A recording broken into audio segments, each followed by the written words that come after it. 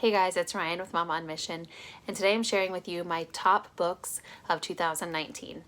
And these, all throughout 2019, each month I updated you with what we read in our homeschool, what my third grader read, and what I read personally. So out of those, here are the 6 books that I enjoyed the most, and I'll tell you a little bit about why I enjoyed each of them the most. And maybe you can add these to your list if you haven't read them yet. And then I would love to hear in the comments down below what you are reading or what the best book you read last year was. I have a top 3 nonfiction and a top 3 fiction. So I didn't really pick any of my favorite read alouds or obviously my third grader's books. I don't know what his top favorites were. But anyway, so my top 3 nonfiction. My third favorite was probably Mere Christianity by C.S. Lewis. I'd heard that that was kind of a must read and I had never read it. And I loved this book. It was, I love how he broke down religion and went beyond, the denominational barriers.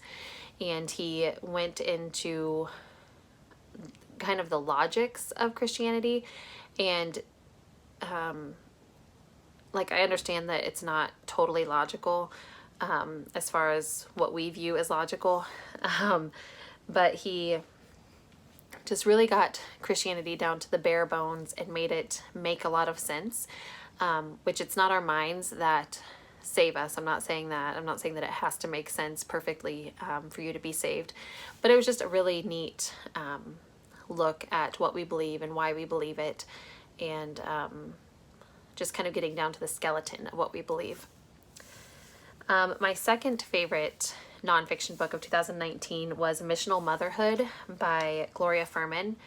And it really put the call of motherhood into perspective. And it showed the importance of it. There's a lot of books about motherhood and whatever. But this was more of taking the scriptures and showing why motherhood is a calling and why it is important and why we should view it as important and not waste the time that we have with our children. And not in a way oh, enjoy your kids while they're little, but that's important too.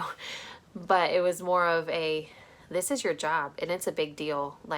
Get it together and get the work done and let Jesus help you, because we're not good at doing this on our own. Anyway, so I love that book. But my top pick of 2019 for nonfiction is Love Thy Body by Nancy Pearcey. And the reason I love this book is it takes our current culture of nobody has a gender and, everyone is a victim, and I don't know, I could go on about this, but I won't. But you know what I'm talking about. And it takes it and it breaks it down as to why it all is rubbish, which, if you're a believer, you can look and realize, even not a believer, I'm sorry, I'm going off on a tangent, but there's male and female. It's a thing, okay? So, it takes a look at why these things are a thing right now, why these issues are an issue, and then it takes a biblical perspective. But it also shows you how to love these people and that are very confused and lost in sin, which is just as important as everything else. So I loved it for breaking down the why of why the culture is what it is right now, and getting into some of the science behind it, and also getting into how we are to love and treat these people who are lost in their sin. Now my top 3 fiction books. I would say number 3, okay, this isn't a book, but it's an author I found last year.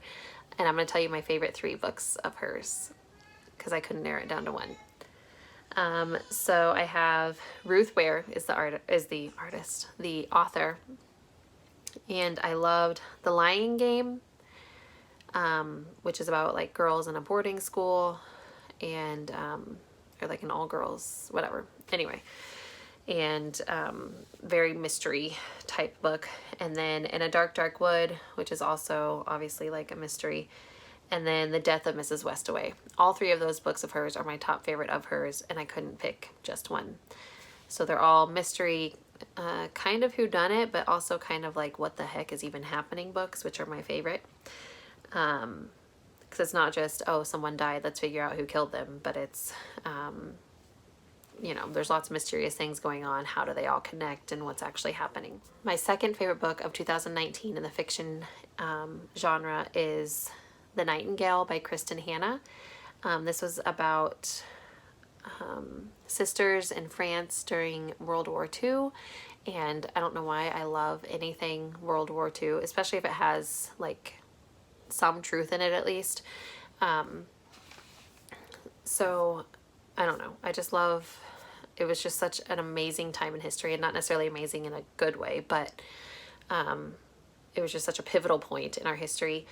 And I don't know, anything about that era just really intrigues me, and this was a very well written book, very suspenseful, very emotional, but really, really, really good.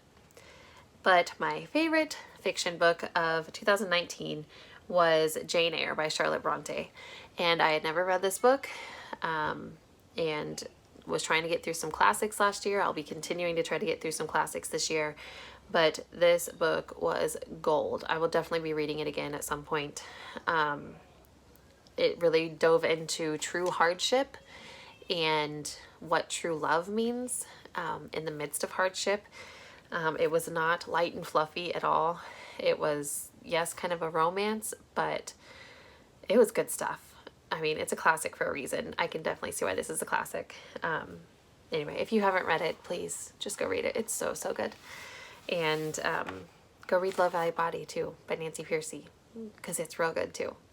Anyway, I thank you so much for watching, and please, like I said, let me know what you've been reading, what your favorite reads were of last year, and because I love getting ideas from you guys, and I know people in the comments read other comments and get ideas too. So thank you so much for watching, and I'll talk to you next time. Bye.